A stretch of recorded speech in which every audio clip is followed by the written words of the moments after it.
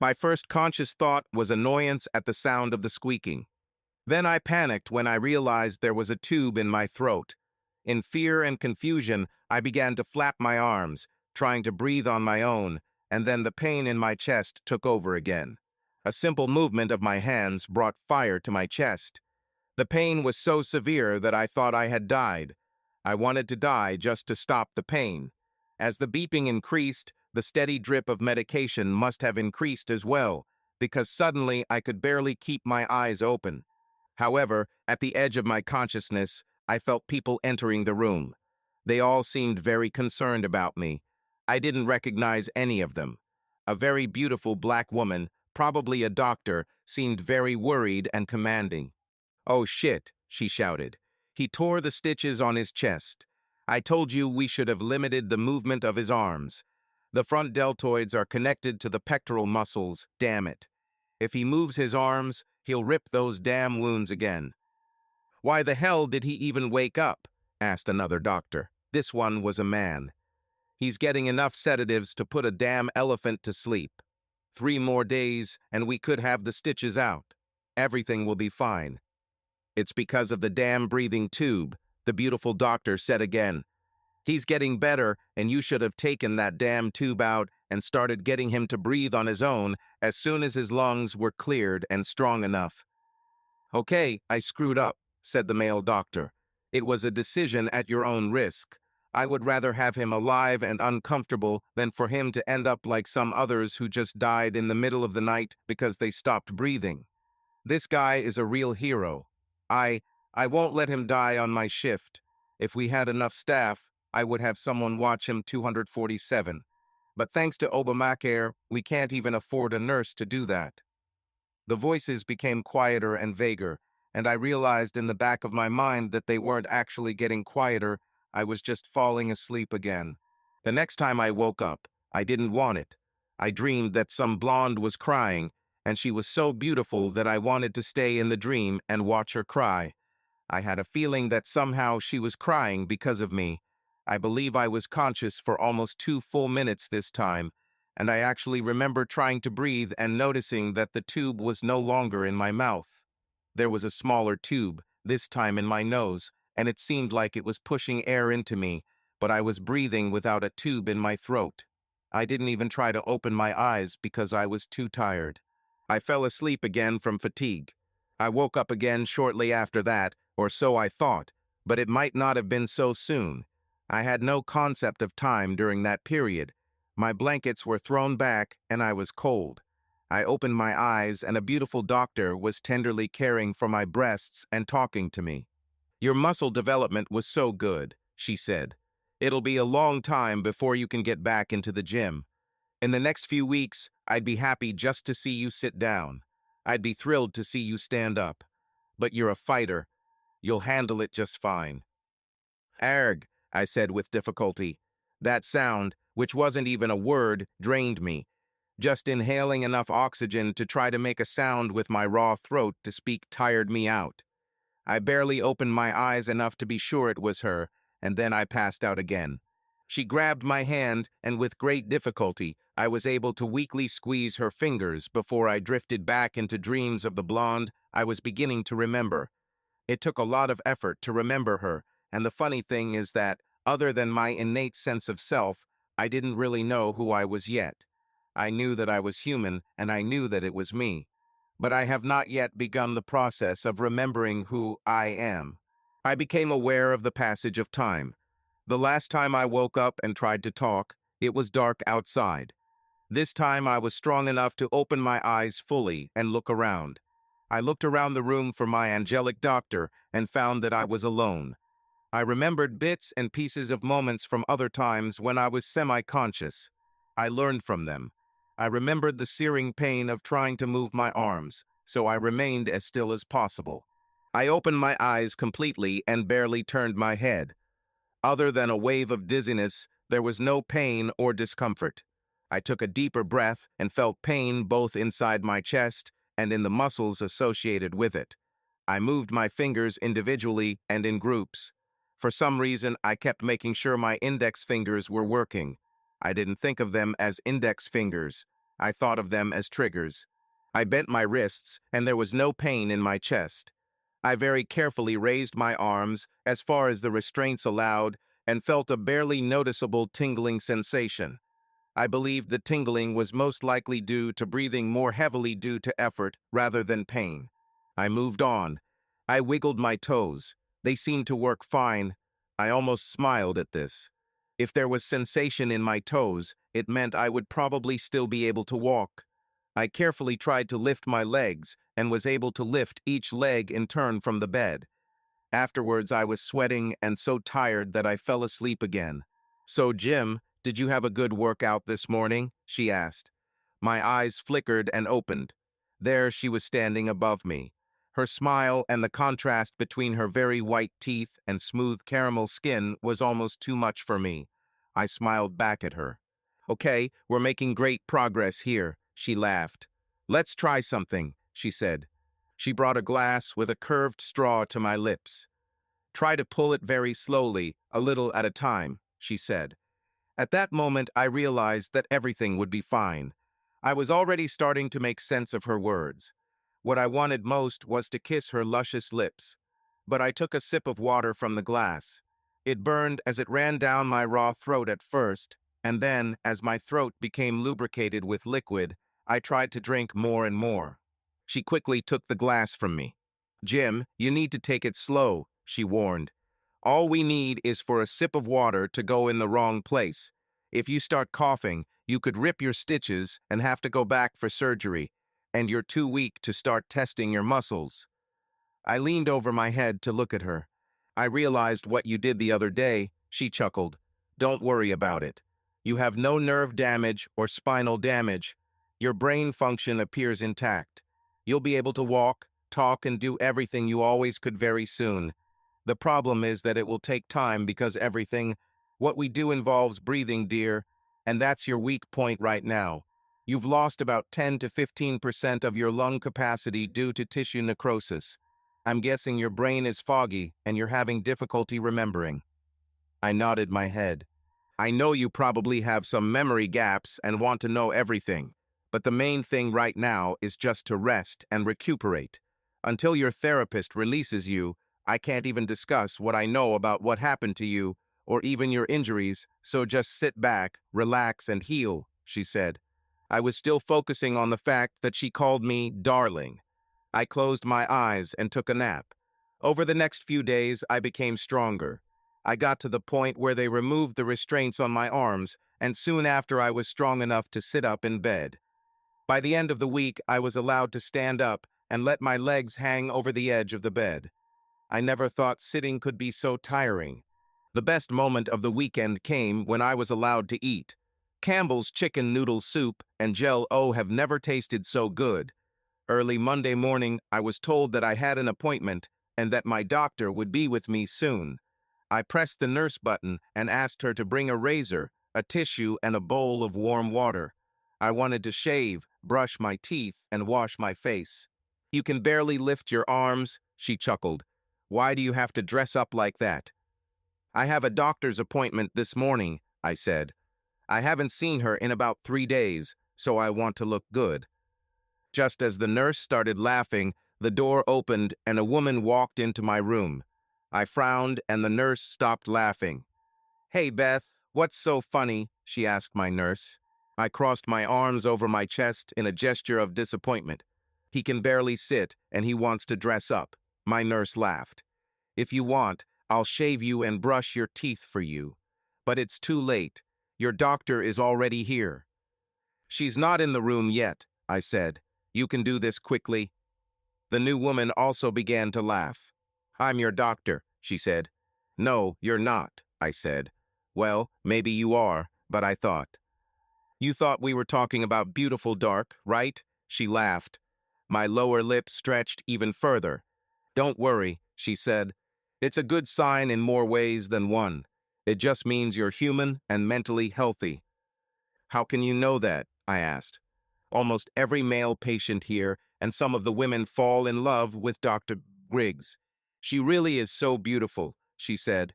"She's also one of the nicest people I know, and she's very, very good at her job. So being attracted to her just shows that you're sane and stable. It also lets me know that you don't have any preconceptions or complexes. Some of those racists who find themselves attracted to it almost tear their hair out trying to find a way to explain it. So I'm not her patient anymore? I asked sadly. She smiled and tried to hold back her laughter. She still owns your body, cowboy, she said. But I have control over your mind. I'm Dr. Fo Amanda Clark. My job is to help you regain your memory and make sure you're emotionally stable. Then I'll hand you over to one of our vocational rehabilitation specialists who will determine when you're ready to return to work, if at all. I looked at her again. She was very thin with long black hair. Her eyes were bluish-gray and very pale. It was a good combination. She had a few freckles on her nose and cheeks, and she smiled as I examined her. You need to be more tactful, she said.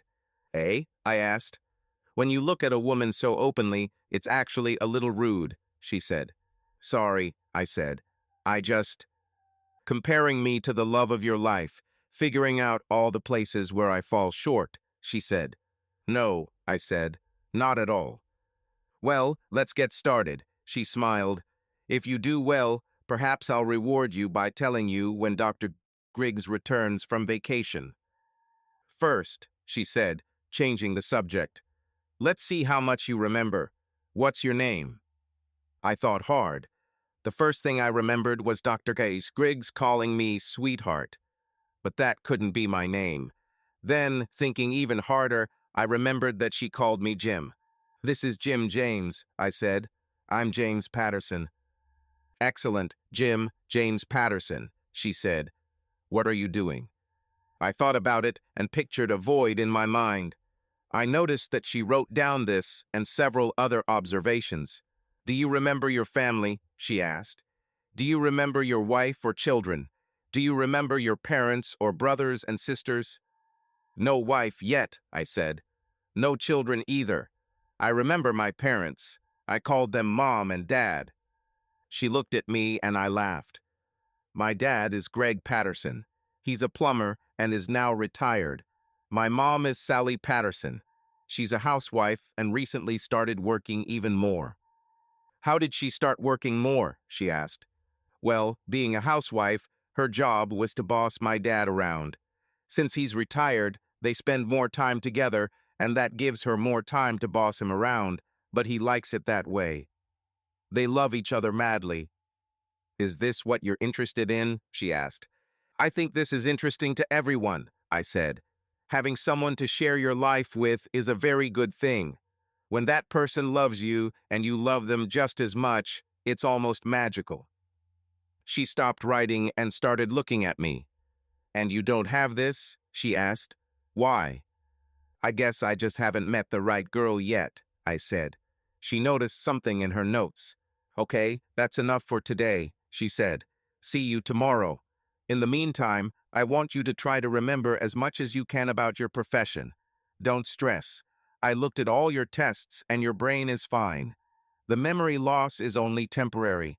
I don't want to traumatize you, but I also don't. I want to hide nothing.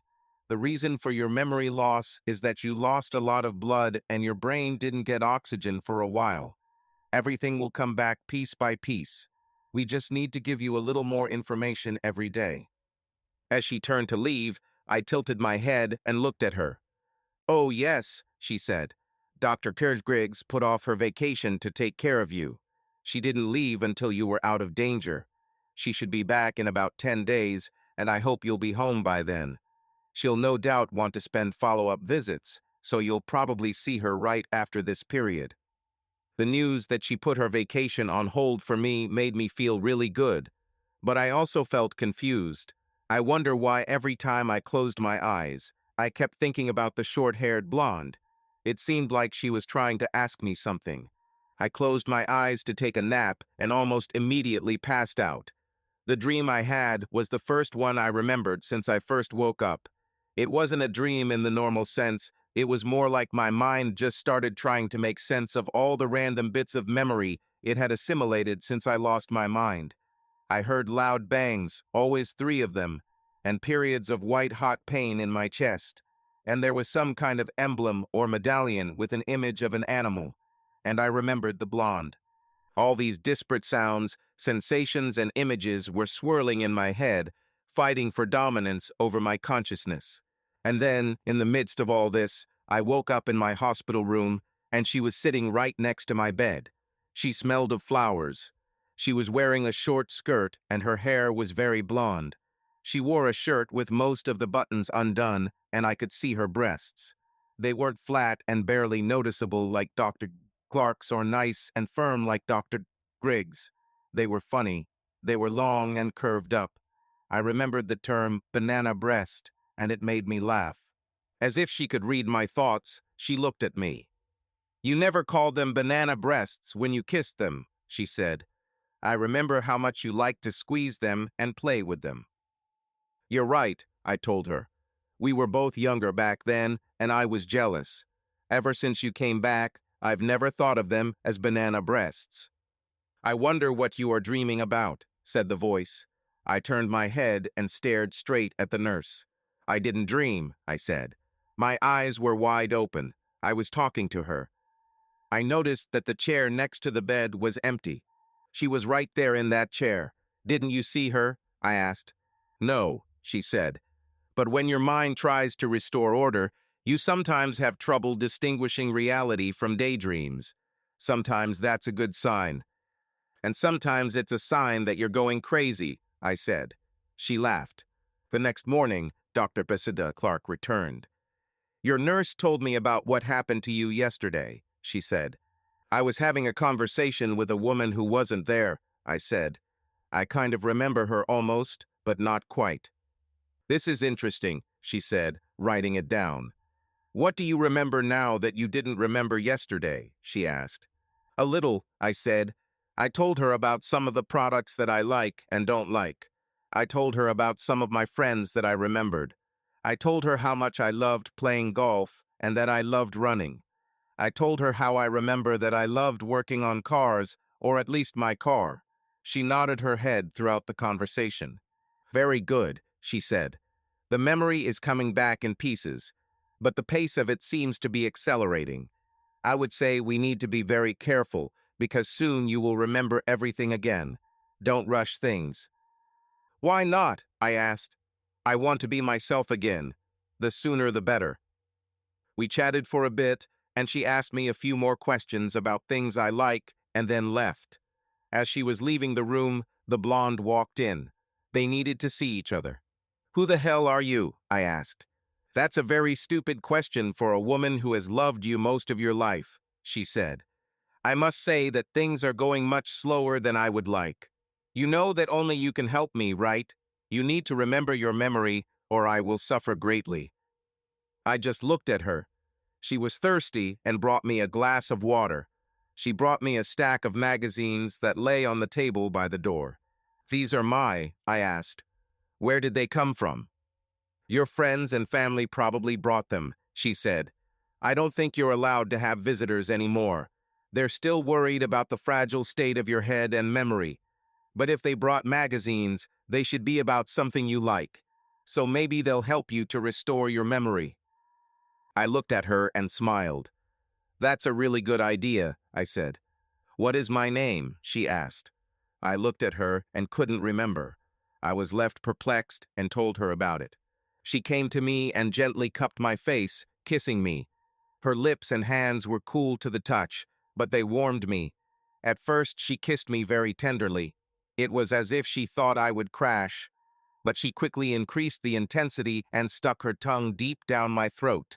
She wrapped her arms around me, and I began to get aroused as her kisses became more and more demanding. She put her hand under the blanket and began to stroke me there. "I see these banana breasts don't stop you from wanting me, do they?" she asked. "May I croaked. "Jimmy, you can have all of me once you remember me," she said. "I truly have always been yours and always will be. What is my name?" I concentrated so hard that steam must have come out of my ears. It was right on the tip of my tongue. "Damn it, where did you get these magazines from?" The nurse's voice broke my concentration. I looked around the room and saw that it was just the nurse and me. Oh, someone passed them to me while I was doing memory exercises, I said. There was no point in telling the nurse about the blonde again. I think the blonde was someone I knew who would sneak into the hospital to see me and sneak away when someone approached me. At least now I knew more than I knew a couple of days ago. For example, I knew that the blonde, despite all her games, was on my side. She wanted me to remember her. I also knew that she was someone I knew and that we had been in a long-term relationship and that our relationship was sexual. I was sure that she was my girlfriend and probably my roommate, since she often used terms like house and our bed. I could also tell that although she was dying for me to remember her, she was very careful. She didn't give me any information or tell me anything. She, too, was concerned about damaging my psyche or memory by telling me too much too quickly. The next morning, when Dr. Clark came in, she saw the magazines and was upset at first. Then she started showing me certain pictures in them and asking me questions. She took some magazines and showed me pictures. Many of them did not cause any reaction in me. They were just pictures. When she showed me one of the car magazines, something clicked. When she showed me a picture of the new Camaro, my lips curled into a sinister smile. Okay, we got a reaction here. She smiled. What's the first thing that comes to your mind when I show you this? Uh, Camaro, she asked. It's pronounced Camaro, I said. So you like the Camaro? She asked again. Hell no, I blurted out. This surprised her. But it caused a reaction, she said uncertainly. What do you think of when you see a Camaro?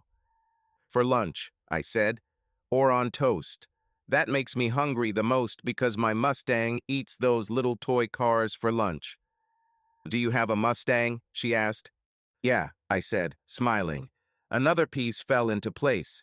The little horse emblems suddenly made sense. I have a 2013 Mustang Glass Black GT. It has custom black grills on the top and bottom. Same grill on the hood vents. Black wheels, black brake rotors, black brake calipers.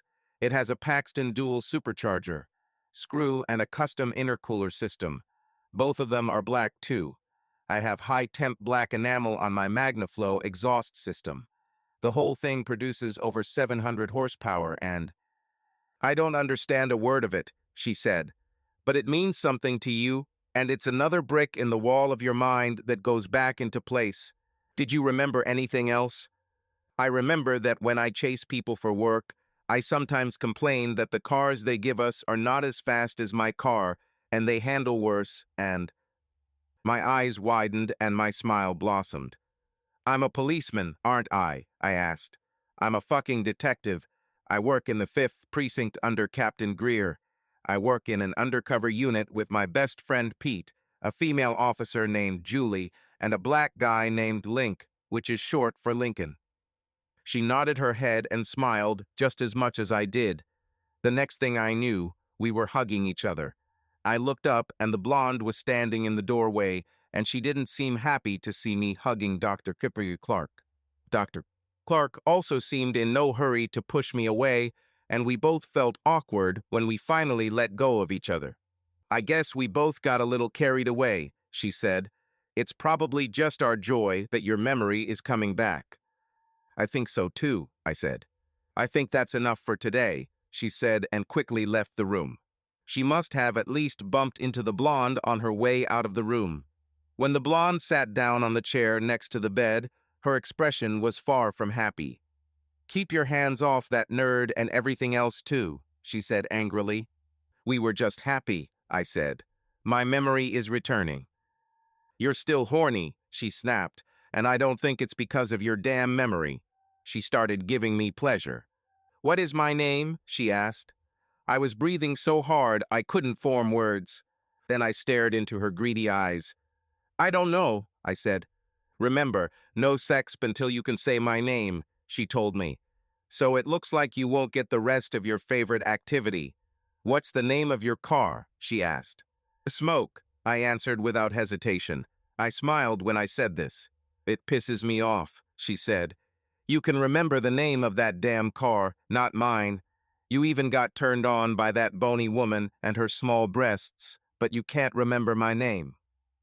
You can always tell me, I said. No, for this to work, you need to remember my name and what we mean to each other, she said. Take a break and keep trying to remember. That's exactly what I did. I started thinking and trying to remember as much as possible. It started as a drop, and the drop became a stream. Everything started to come back. I remembered names, faces, places, and events. Every day, Dr. Lily Clark and I delved into my memories. At the same time, my body became stronger. Dr. Griggs returned from vacation and declared me ready to begin physical rehabilitation to rebuild my body. She also broke my heart when she introduced me to her husband and their children. Dr. Clark saw me every day. She even came to babysit me on the weekends, which even my nurses thought was unusual. I think you are her first patient who is a real hero, one of them told me. Over the next few weeks, both my body and my mind grew stronger. The only thing I couldn't remember was the incident that brought me to the hospital, or the blonde. I started to think that maybe they were somehow connected. Dr. Clark told me that in order to move on, I needed to come to terms with what happened that day and then go to therapy to deal with my feelings about it before they would allow me to return to work. We decided that my mind was probably refusing to let me remember it because it was extremely traumatic. We decided to go through the incident very slowly, piece by piece, and discuss how I felt about each piece of information before moving on to the next. The very first day we started, she told me one thing. She held my hand tightly and said, "You know you're a cop, right?" I nodded. "You had to kill a man in the line of duty. You shot him 3 times. I thought about it, and it made sense. That would explain another part of my nightmares. The 3 loud shots that I heard over and over again were 3 shots. When I thought about it, I was sure it would fit. She asked me what I was thinking and seeing in my mind when she told me about it. I described what I remembered. There was a man. He was a big guy. He was bigger than me, and I remember feeling the pain and falling, and then taking out my gun and shooting him. He kept going even when I fell. I shot him again, right in the chest, and he kept walking.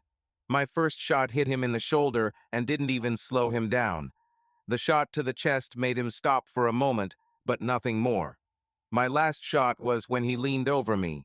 I didn't want to do it, but I shot him right between the eyes. He fell on top of me, dead as a doornail. I didn't even have the strength to push him away or roll out from under him.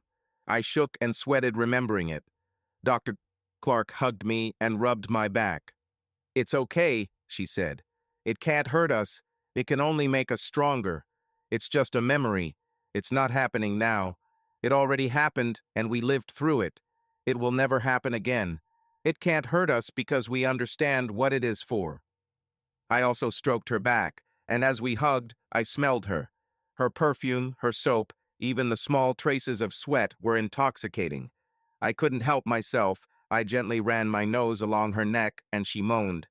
At the same moment, a large fluorescent lamp in the corridor outside the door exploded.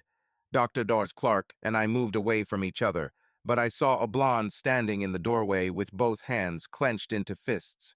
She turned and walked away, pushing aside one of the nurses who came to see what had happened. When I asked the nurse about it later, she remembered the blonde, but not her face. She also thought she had tripped. She didn't remember the blonde pushing her. She told me she was sure the woman worked at the hospital because she had seen her before. This told me that my girlfriend, or whoever she was, worked at the hospital. That's why she could show up whenever she pleased, whether it was visiting hours or not. As the nurse was inspecting the room to try to figure out why the lamp just exploded, a plumber came in and swept the glass first. He then installed a new lamp. "I've never heard of one of these things exploding," he said. "Even when they get really old, they just stop glowing." "Maybe it was a power surge," the nurse said. He looked at her as if she should have stuck to medicine. "Lady, all these lights are connected to the same circuit. A power surge would take them all out, not just that one," he said. "Maybe it was defective," she suggested. "Yeah," he said. "I have a record of installing and replacing every damn light bulb in this hospital. This one was only a year old. So it went through a whole year of being turned on and off and dimmed, only to decide to explode now. Yeah, that sounds logical. He continued to grumble as he carried away his ladder and tools and left the room. So, Dr. Clark, the nurse began. I didn't know you worked on weekends. The dreams he's having bother me, Dr. Clark said. No shit, they bother us all when he wakes up and starts screaming like that, the nurse said as she turned and left the room. We've, done enough for today, Dr. Clark said. Will you be back tomorrow? I asked. Do you want me to come back? She asked. I nodded my head as hard and fast as I could. She smiled. Jim, don't rush this. Let your memory come back at your own pace, she said. What we're going through right now is traumatic. We don't want your mind to block it from you. See you tomorrow, I said. A few minutes later, the nurse came and brought me lunch. What's the matter with you and the female doctors? She asked. I've been here for over a month now, I said. Doctors are the only people I meet. What about the nurses? She asked. As she left the room, her ass seemed to move more than usual, even through her medical gown. When she reached the door directly below the exploding lamp, she stopped. There are a lot of very attractive nurses here who are single and not emotionally damaged, she said. The lamp above her head crackled, flashed brightly, and then returned to normal. As the nurse left to check on what I assumed were other patients, I smiled and looked at the tray she brought me. Before I could reach the tray, she was there. She walked over to my bed, swaying her hips just like the nurse had just done. What about the nurses? She asked, repeating the nurse's question. What about slutty nurses and shy doctors, Jimmy? She asked with anger. Who do you prefer? Or does it not even matter when you have a woman at home whose name you can't even remember? I'm tired of all this nonsense. I think the main reason why they don't tell you about me is because these bitches want you for themselves. It's like that movie, The Vow. They want you to completely forget about me so they can win you over, and you start treating me like one of your damn girlfriends before we met. Rhonda, it's not like that, I said, and I'm not like all of them. We met because I've always loved you, and you know it. As I looked into her eyes, she smiled, and then her face changed. We'll finish this later, she said. I have to go. Sister Hotpants is back. I looked at the door and noticed that the nurse was indeed entering the room again. She brought another technician with her. She dropped something on my chest. I expected it to hurt, but it didn't. I grabbed it, and it turned out to be the TV remote. I'm leaving work now, she said. I asked Ed to hook up your TV. Maybe that way you can stay out of trouble until I get back tomorrow. Thank you, I said. Don't thank me, she said. Just try to stay away from unavailable doctors until I get back.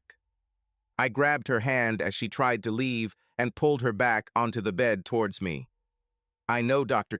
Griggs is married, I said, but Dr. Clark doesn't have a wedding ring, and you'd have a better chance of getting into Dr. Griggs' pants, she said. I probably shouldn't tell you this, but since you're a cop. Her voice dropped to a whisper. Amanda, Dr. Clark, became a psychiatrist because she saw so many therapists herself. Don't waste your time on her because she's not okay emotionally. I think she was in her first or second year of college when a guy broke into her dorm and tried to take her by force. He couldn't get far. She screamed, and a lot of people ran in, and the guy jumped out the window. But since then, she's never even touched a man. I mean this. Even at corporate parties, she doesn't dance with men. So, despite all your charm, despite how big and innocent your blue eyes are, you're just wasting your time. You won't get her. She leaned her face so close to mine that I thought for a second that she was going to kiss me.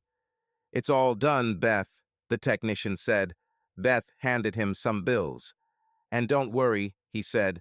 This is a completely unofficial connection. It will not appear on your bill, and I gave him all the channels. After Nurse Beth and her accomplice left, I turned on the TV. Beth didn't realize it at the time, but she had made a huge mistake. The first thing I did was scan the channels to see what I missed.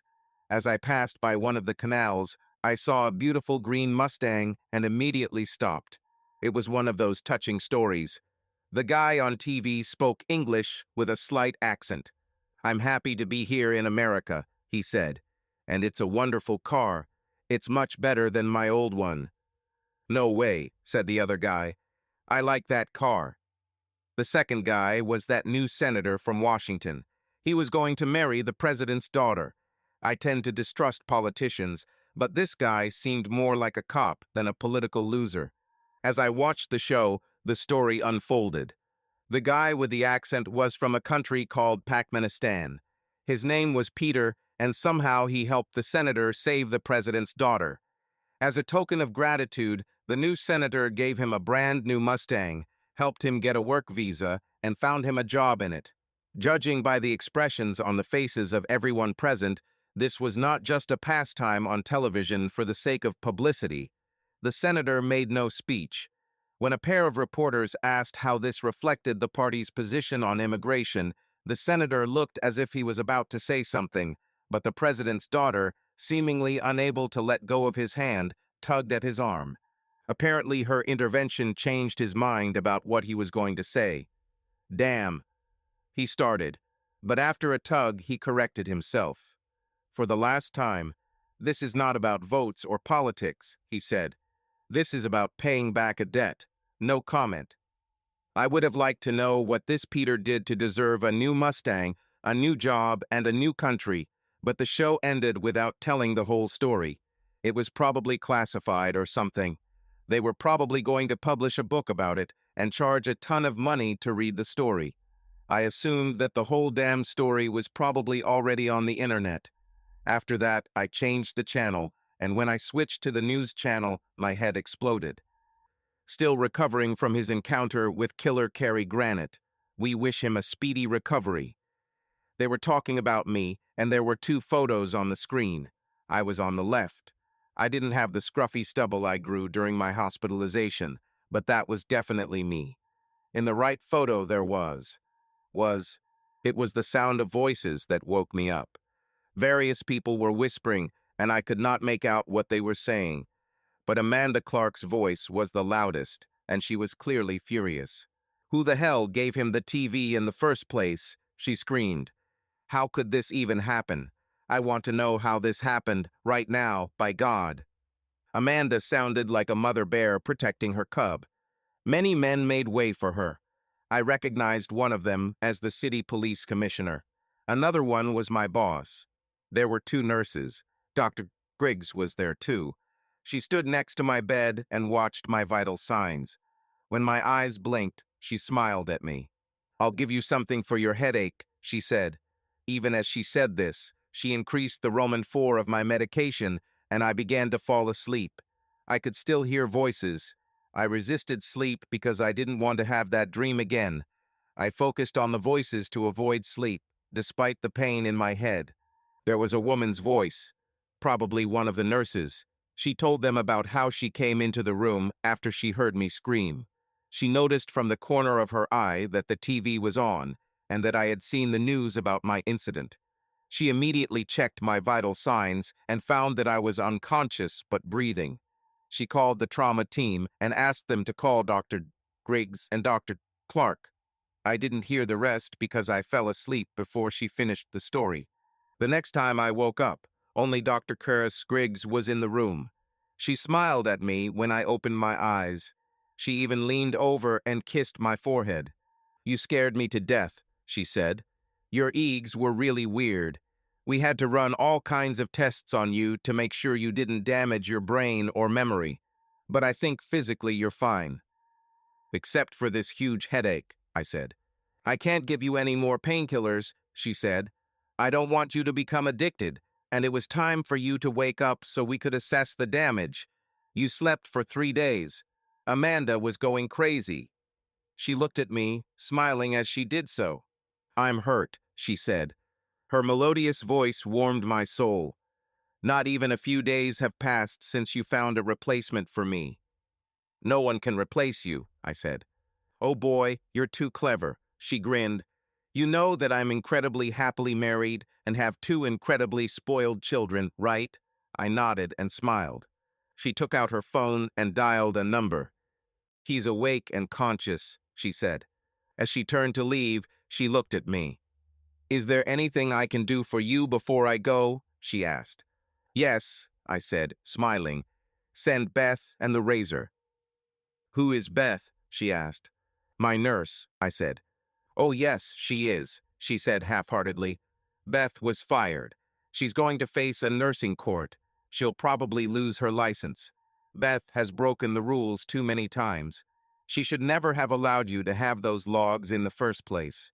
Then she revealed personal information about an employee. Then she also either ignored or forgot that both your medical records and the door to your room stated that you were prohibited from any contact with the media. No television, no radio, no newspapers. She even paid a technician to connect your TV. "But," I began.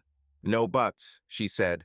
"Do you have any idea how close you were to having some kind of seizure? I'm not a psychiatrist.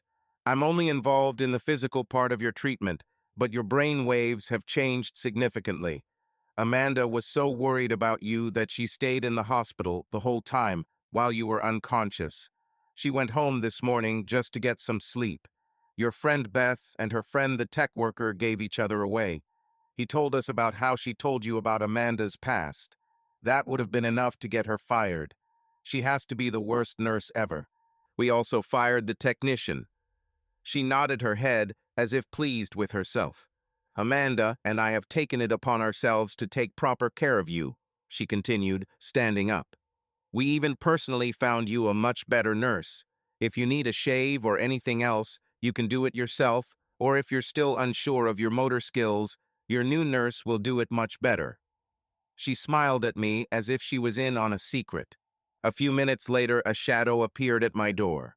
I looked up and saw a huge guy. He must have been taller than 198 centimeters and weighed about 113 kilograms. He was bald and had a beard without a mustache. He was just missing a straw hat to pass for the biggest, baddest Amish man in the world. He looked like he could build a barn with one hand. "I'm your new nurse," he said. He smiled at me, but it didn't look like a friendly smile. It was more of a crazy smile. Once again, as my memory began to return, I reached for my service weapon and found only bare skin and a hospital gown. "Do you want me to shave you, or can you do it yourself?" he muttered. I reminded myself of what they always said about how to handle unfamiliar animals. Show no fear. "Please do it," I said. I probably would have gotten hurt. Less than 30 minutes later, feeling better than I had in weeks, Ted, my new nurse, and I were playing poker when Amanda burst into the room. Her eyes widened when she saw me. "We'll finish this later," Ted said. "Don't forget that you owe me $10 million. He stopped as he walked past a shocked Amanda. "It's imaginary money, Dr. Clark," he said. "But how could he lose so much?" she asked. "He doesn't have a poker face, Doc. He's also a terrible liar," Ted chuckled.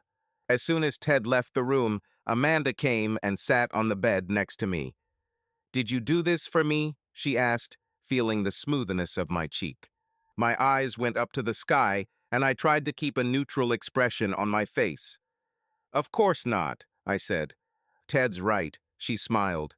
"You're a terrible liar. I can see right through you, and I shouldn't be your doctor anymore." "Why?" I asked. "Many reasons," she said softly. "First of all, your old nurse told you too much about my personal life. This probably distorted your perception of my professionalism and skills. Secondly, you like me, don't you?" I nodded, and she smiled. "See, this would create an even more difficult situation because it could sometimes influence your answers," she continued. "And then there's the fact that I like you too, so we should definitely end my involvement as your therapist." "So what are we actually going to do?" I asked. "I'm going to cut your head open and take out all your bad memories," she said. "And then together we will work to create better new memories." She took my hand. "Do you agree?" "Perfect," I said. She got up and left the room. When she returned, a man was with her. "Jimmy, do you recognize this gentleman?" she asked. "No," I said, smiling. especially if you call him a gentleman. If you called him Captain Greer, then maybe I'd know who he is. But this gentleman thing confuses me." He smiled too. "I know how you feel," he said. "She told me I should help you with this, and I was worried. After all, you're one of my bad boys," he said. I looked at him as if he had gone crazy. "That means you're my worst detective and my least favorite friend," he chuckled. "Right," I said sarcastically, "as long as I remember." I hesitated, and Amanda looked scared for a moment. "I was a witness at your wedding," I said. "I have the highest number of closed cases and the highest conviction rate in the department." "See what I mean?" he chuckled. "I hate that bitch I married, so you're not such a good friend, and every case you close gives me tons of paperwork." After a few minutes of reminiscing, Amanda directed us back to business. "Jimmy, the last time we spoke, we were discussing the fact that you shot a man while on duty. Do you remember anything else about that before we add a few more details?" she asked. "Amanda, let's finish this," I said. "No baby steps. I want my life back. I have a new life ahead of me. I can't move forward until I get out of the past. So let's do it." She nodded. "Okay, we'll go at your pace," she said. "That's why your captain is here. He can help us figure out all the details, and you can help him fill in some of the gaps in the case." I nodded. "But Jimmy, if anything makes you suffer at the memory of it, or hurts you, we have to stop," she warned. "Okay," I said. "I remember shooting that guy 3 times. The first time I hit him in the shoulder. That should have taken all his strength, no matter how big he was. But he kept going. The thing that confuses me is, so this is why if I shot him, did it hurt me? All I remember is the pain. And now that I've seen the TV segment, I know that the guy I shot must have been somehow a Chicago killer. But Captain, I didn't investigate him. This guy was my best friend from childhood until college, and as far as I remember, I just got home." "The reason you remember the pain," said my captain, wincing in pain, "is because, as you said, you had just returned home. You had just gotten out of your Mustang when your ex-friend hit you in the chest with a kitchen knife. According to the evidence, you stepped back, pulled out your weapon, and fired, hitting him in the shoulder. He was stunned, but walked towards you. He hit you again, twice, on the other side of the chest. You shot him again, this time in the chest as you fell. He was still coming at you and standing over you. You had no choice, Jim. You shot him in the head. He was already dead when he fell on you." I nodded my head. It was almost exactly as he described. Amanda stroked my hands. "Okay," I said. "We made it through. It was pretty bad, but it's over. I can do professional therapy and—" "Jim, it's not over yet," said Captain Greer. I turned and looked at him. It seemed hard for him to look at me. Amanda couldn't look at me either. "What else?" I asked.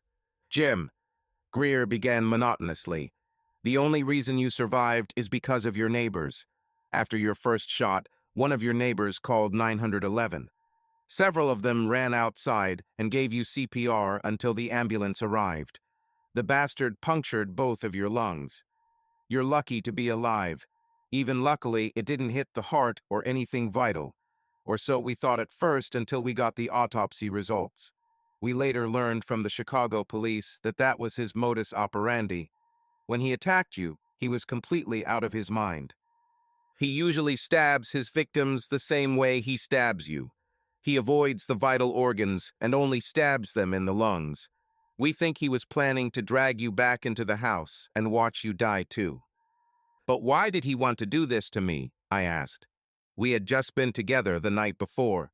He was only in town because I found him on Facebook and reconnected. He even told me he was thinking about moving here from Chicago and— I looked at him, confused, and he looked away. "What do you mean, drag me back into the house?" I asked. "I wasn't in the house." Amanda squeezed my hand tighter. "No, Jim, you weren't. But he was. It turns out that your old friend didn't actually come to see you." "Rhonda," I suddenly said. "Did he try to kill her too?" The captain just nodded. "Damn it," I smiled. "For a serial killer, Carrie was clumsy. He tried to kill us both and missed twice. Both the captain and Amanda turned to me at the same time. "What do you mean, Jim?" Amanda asked. "Well, I'm alive," I said. "Barely," Amanda said. "You died twice before you even got to the hospital. If Dr. Gizzard Griggs hadn't been so stubborn, they might not have even saved you." "Yes, but we both survived anyway," I said. They looked at me again as if they had suddenly discovered that my brain was damaged. "I understand," I said. "You didn't want Rhonda to come to me for the same reason I shouldn't watch TV. You didn't think I could handle it. But she kept sneaking in on me and—" Everything started to spin, and my vision narrowed at the edges until there was only a small black dot in front of me, and then I blacked out. I remember wandering around in a completely black, featureless room. It scared me to death. "Somehow I thought you'd like it," she said. "After all, your favorite car, which you always loved more than me, is the same, isn't it?" "Oh shit, I forgot. The only thing inside or outside of this damn vehicle that isn't black are those two obscene green LEDs on the headlights. Somehow you thought those two glow-in-the-dark beacons were what brought this monster to life. There you go." Just as suddenly, two bright green beams illuminated the landscape. I could see her and myself, and beyond the light, the comforting outline of my car. "Where are we, Rhonda?" I asked. "We?" she asked. "We are nowhere, Jimmy. Your mechanical damper is parked in your damn driveway, waiting, as usual, for his dad to come home and play with him. You, on the other hand, are still in that hospital with my replacement holding your hand and crying for you to come back to her. I, of course." "You're dead, aren't you?" I asked. The corners of my lips turned up slightly. "Are you glad I'm dead, Jimmy?" she asked. "Of course not," I said. "That just starts to explain some things. Maybe I'm not crazy at all. So are you stalking me or something? Did I do something terribly wrong to you?" I asked. "No, Jimmy," she said. "You're just not that kind of guy. All you ever did was love me. And maybe that's the problem. Maybe I relied too much on that love. So now I need you to do something for me, and I hope you still have that love, because for me, it will change everything." "Let's start from the beginning," she said. "Can you give me a summary?" I asked. "I don't want Amanda." "Jimmy, time moves differently here in limbo," she said. "Your sweet Amanda will only notice the passing of a few seconds during the entire time our conversation will take." "Okay, go ahead," I said. "Jimmy, we met in college," she began. "We were both 18. My parents were very strict with me as a child. So even though we grew up in the same neighborhood, I didn't go out much and wasn't allowed to hang out with boys. Going to college was like letting a wild dog out. I wanted to try everything, and I tried. I joined a group of people from our city, which included you and many of your friends. The difference was that you studied criminal law and I studied life. Jimmy, you should know that from the very beginning I liked you and wanted us." "Bullshit," I exclaimed. "We never dated in college. I loved you from the first second I saw you. Rhonda, I would have married you in a heartbeat, but you were." I was an approachable girl. She finished. "Can I tell my own damn story, or are you going to keep interrupting? Remember, Jimmy, you want to get back to sweet Polly Trueheart. I'm just trying to save my soul." "Okay," I said. "Continue. I won't interrupt." "Thank you very much," she said. "So, Jimmy, I liked you, but you were too boring. I always knew that you were more important to me than other guys, but dating you would be what my parents would have wanted. You tried to put me in a small box and protect me. I was protected and sheltered from the world allowing life. I wanted to get drunk, use illegal substances, and have sex. So I did, and I liked it all. You have to understand that somewhere deep down I knew that in the end we would be together. But I was not ready for the end yet. I decided that I would have sex the first couple of years. You and I didn't have any relationship, so I didn't cheat on you or anything like that. Whether you know it or not, I loved you even then. I just didn't want to even think about it. Why do you think I started fights with every girl you dated? Your friends could tell you too, Jimmy. I always asked them questions about you. And hell, I called some of them Jimmy. Anyway, all my plans went to waste because that first year I failed most of my classes and came home with not only bad grades, but also a couple of sexually transmitted diseases and an alcohol problem. My parents got me a job as a waitress. I never went back to college. You got an internship in the city where the college was located and didn't come home that summer. I was angry and frustrated and hated being a waitress, but more than anything I realized that if you want something, you have to go for it. That's why I kept sleeping with your friends so that they would give me information about you. Jimmy, you never came home. Every now and then you would show up in town for a day or two. It was Thanksgiving when they told me you'd be home, and I spent all the money I could scrape together on my hair. I drove all over town trying to find you, only to find that you came home with some woman who looked like a Victoria's Secret model, just had dinner with your parents, and then flew back to college. A lot of the people we went to school with have settled here. It took me a couple of years to find out that you moved here and also took a job with the police here. I saved everything I could and moved here. I also hoped that we would meet, and we did. It took me months to meet you again, and after that, I had to constantly bump into you, hoping that you would ask me out on a date. I finally had to ask you out on a date, but it was worth it. The next thing I knew, we were dating, and then we lived together. Jimmy, being with you was like a dream. You loved me so much, but at the same time you constantly tried to protect me, and this annoyed me. On the one hand, I wanted to spend the rest of my life with you, but on the other hand, I was really mad at you because you treated me like some innocent little angel all the time. Jimmy, I'm not proud to say this, but when I was really mad at you, I slept with some of your friends. On several occasions, I had to keep sleeping with them behind their backs so they wouldn't tell you. But as they got married, I felt safer because neither of them could afford to get in trouble if it got out. All of this made me realize how special you are and how much I didn't want to lose you. The other thing that bothered me was that we lived together for 5 years and you didn't propose to me. I was really angry about that's what I was wondering if I should quit before it's too late to start again. My mom told me to just stop taking the pills and get pregnant. Then with a guy like you, you'd marry me. But before you become a mom, I decided to have one last adventure. After all, we weren't married, so technically I wouldn't be breaking my marriage vows. I thought a lot and decided who would be the perfect guy for this. I remembered your best friend Cary Granite. He was handsome. He was the only one of your friends I didn't sleep with, and he didn't live in our town, so the chances of me meeting him again and him ruining our marriage were minimal. I started by talking about old times and your friends. When his name came up, you found him on Facebook. Once you did, I contacted him too. I talked to him on the phone several times and challenged him. Even over the phone, I could tell there was something wrong with him. A girl always feels things like that about guys, like when they're the wrong orientation or something. He didn't give the impression that he liked men, so at first I just thought that it was strange for him, unlike the rest of your friends, to betray you behind your back. I kept pushing him and slowly lured him in. When he told me he was coming to town to have fun with you and his other friends, I knew I had my chance. The bad thing about it all was that I felt guilty. I changed my mind. That's when I realized how much I love you. That's when I understood you, Jimmy. You look tough as a rock cop.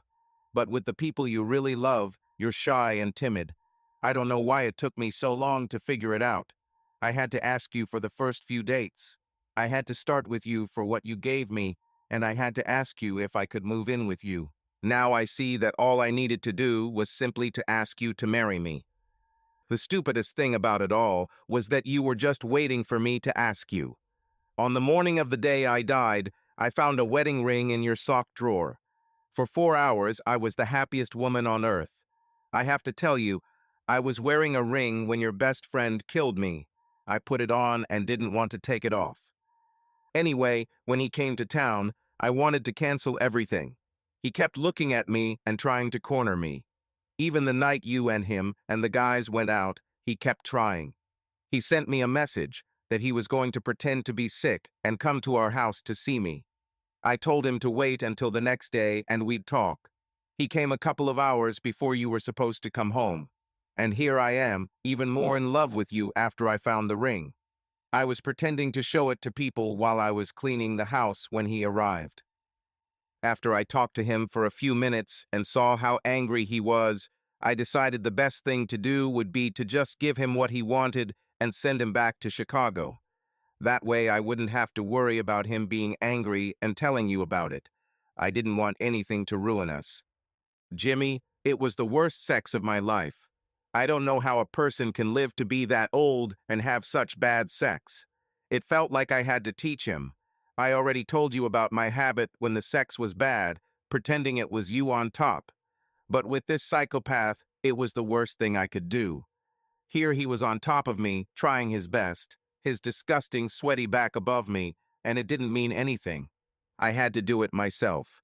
Maybe the thought of you marrying me and me carrying your baby was so strong that I really got into it, so I screamed out loud, "Oh, Jimmy." That's all. He lost his temper. He told me he was going to the bathroom. I lay on the bed, thinking about you and looking at the ring. The next thing I know, he came back and sat on top of me with his hands behind his back. "I'm not Jimmy," he said. "We're friends, but I'm better than Jimmy in every way. That's why you wanted me to come here. Even though you're Jimmy's woman, you wanted me. You're only pretending to love him because you know I'd never choose bitch like you." I thought his feelings were just hurt because I screamed your name, so I just nodded and said, "Yeah, you're right." I figured in a few minutes he'd be outside our house and back in Chicago, and my perfect life will resume. I also decided that this would be the last time I cheat on you in my entire life. Okay, maybe once or twice when I get old and want to prove that I'm still sexy, but that's all. Jimmy, I swear his eyes changed while I was looking at him. The veins were standing out on his neck, his arms, and even his forehead. He might have taken some kind of pill while he was in the kitchen, but his hand came out from behind his back like that quickly that I barely had time to see. He stabbed me so quickly that I didn't even feel the pain. I was in shock. He covered my mouth with his hand, so I couldn't scream, although there was no one who could hear me. Then he just looked into my eyes as life left me. After that, my spirit left my body, and I watched him from above as he cleaned up, but did not try to remove me or hide the body. I then realized that he wanted you to find me. I thought that he wanted you to know what he did. But I was wrong, Jimmy. He sat on the couch and just waited. He wasn't even watching TV or anything. He just waited until he heard the sound of your loud exhaust. Then he took the knife and went outside. I saw you look up to wave at him when you got out of the car, and then he hit you too. I gave you all my power, Jimmy. I helped you fight off that stone bastard. If it weren't for me, you would die too. So I need you to remember that. I looked at her then. Rhonda, the woman I've loved my whole life, just admitted that she was basically available to everyone and cheated on me more times than I would ever know. Surprisingly, after all the shocks I'd been through recently, I wasn't angry. I was just numb. "Say something, Jimmy," she said. "You must have some feelings about this." "Well, your death definitely makes this whole two-girlfriend situation easier," I said. She then laughed. "Many men have two or more women in their lives," she said. "Many men are stupid," I said. "Most men can barely handle one woman. When you get married, you split your salary in half and double your problems. If handling one woman is difficult, trying to have more than one is just stupid, so it's good that you got out of the game." She shook her head. "Well, thanks for the clarification," I said. See you later." "Jimmy, this brings me to the reason I'm here," she said. "I have two options ahead of me. I can either end up in heaven or hell." "What does this have to do with me?" I asked.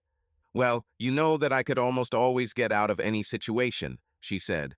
"When I died, I met St. Peter. I need to tell you that if you were born a Catholic or any of the Christian denominations, then all this is real. If you are from another religion, you will have a different experience. It's like an adult movie on the internet. Those who pay for a subscription receive completely different videos and better quality than those who do not pay for a subscription. Anyway, St. Peter wanted to send me to hell. He continued to sing. They really love singing and chanting in the afterlife. He continued to sing, "There are no bitches in heaven." I felt like I was in one of those black churches. But I convinced him to give me a chance. I never really did anything unforgivable. In fact, the only bad thing I ever did, it cheated on you. So you decide. What do you mean I decide? I asked. She licked her lips and looked at me. She gave me that little girl look she always used to get me to do whatever she wanted. Every woman knows how to do this. They tousle their hair and tilt their faces so that the light hits them that way. They may pout their lips or stretch out their bottom ones, but they know how to do it, and it works for us every damn time. Well, honey, she said in her best baby voice. St. Peter was tired of my whining and trying to prove where I should be sent for eternity, so he left this decision up to you. If you forgive me, I will wait for you at the mother of pearl gates, dressed in angel wings.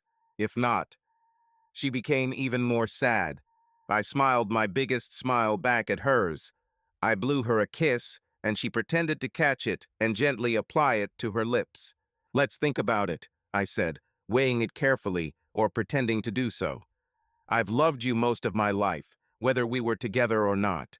You cheated on me and slept with most of my friends. I was actually going to propose to you, and my parents taught me that forgiveness is a good thing. You also, according to you, helped save my life. Plus, there's the fact that no matter what I choose, it won't bring you back. And then there's the fact that it seems like I found someone new to be with. I would like to spend the rest of my life, right? She nodded her head. Ah, let's leave the past in the past. I never knew what you did, so it never hurt me, right? Exactly, dear, she smiled and said. Don't forget, I really have always loved you. Okay, I said, I'm really inclined to forgive, so go to hell. She barely had time to scream before she disappeared in a cloud of smoke. A few minutes later, I woke up with Amanda and Captain Greer standing by my bed. We carefully worked through everything they had to tell me. None of this was even close to true. They incorrectly assumed that because Carey had never had sexual relations with his other victims, he had left Rhonda alone. I pretended I just didn't remember Rhonda.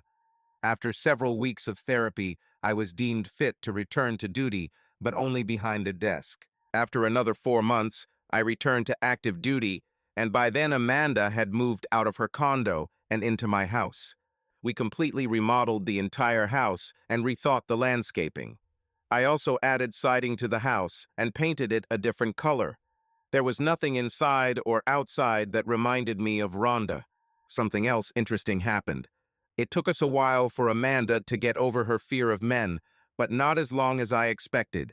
Almost from the very beginning, when she held my hand and hugged me to help me overcome my painful memories, we knew there was something special between us. Even when we were dating, we were always touching each other. We couldn't control it. There were many nights, even before she moved in with me, when we had to go somewhere and just ended up holding each other until we fell asleep together on my couch. This led to us falling asleep in bed together, and the cuddling turned to kissing. Over time, the kisses became more and more passionate and led to excitement. One evening, when I didn't expect it at all, we hugged and kissed each other, and our clothes slowly came off. Amanda doesn't make sex like a bunny, but we make love, and it's very satisfying and very intense. Her body is very slender, but it excites me just as much. Her raven skin and pale eyes are very beautiful. I barely had time to propose to her when she told me that we were expecting a child. It seemed like we were so crazy about each other and sex was so new to her that she didn't even bother taking the pills. I really don't care if our sex life isn't full of fireworks and lap dancing. To tell the truth, I never gave it much importance. The only thing I know for sure is that Amanda will never cheat on me. And you can be sure that after I found out what happened to Rhonda, I will never cheat on Amanda either. Besides, I love her too much to treat her like that. As for Rhonda, we ran into each other again. It happened last week, on the exact anniversary of our last conversation. I was in our kitchen, naked as a falcon, after making love to Amanda. You all know how, after particularly good sex, women want to cuddle and men want. Well, you're not really hungry, but you want a snack. I went downstairs to get some ice cream to share with Amanda when I suddenly realized I wasn't alone. The clock on the wall stopped. Even the second hand froze in place. I turned around, and there she was. She looked completely different. Her blonde hair was burnt black, and she smelled of smoke. Much of her skin was red and peeling, and in places she looked like one of those sausages that had been left on the grill too long. Her eyes were narrow, and she was clearly furious. Her chest was heaving, and her hands were clenched into fists. "Hi, Rhonda," I said calmly. "How are you? I hope you didn't ruin that watch. It was a wedding gift from Manda's parents." "To hell with this crappy watch," she hissed. Then she pulled herself together and spoke more calmly. "Jimmy, it's not a clock, it's us. You and I have temporarily stepped out of the time stream," she said. "Oh, okay," I said. "Manda really likes that watch. So what are you doing here?" "This is my last damn chance," she hissed. "This is the anniversary of your choice. I convinced St. Peter that perhaps you made a hasty decision. You went through a very traumatic experience, and now, after a year of happiness under your belt, perhaps you have rethought it. I thought that when I asked you to make that choice, you were really angry at me. Your ego was hurt by what I did, but you're really inclined to forgive." "Yes, I am," I said. "I've always been like this." "Well, this time I can sweeten the deal a little," she said. "If you let me go up instead of back into the pit, I might leave some of my earthly traits and experiences here on Earth. Think about it. Your sex life isn't particularly exciting. I might leave all my sexual prowess and appetites behind. In your skinny wife, she will still have her own personality and looks, but she will have sex like me." "Go back to hell, Rhonda," I said. "Wait," she cried. "Why?" "Two reasons," I said. "First, I love Manda for who she is. Our sex life is quite satisfactory." She looked like she was holding onto the doorframe to avoid being pulled back. "And the second reason," she shouted. "You don't belong upstairs, Rhonda," I chuckled. "St. Peter said it best, there are no bitches in heaven." I took the ice cream from the freezer and returned to my wife.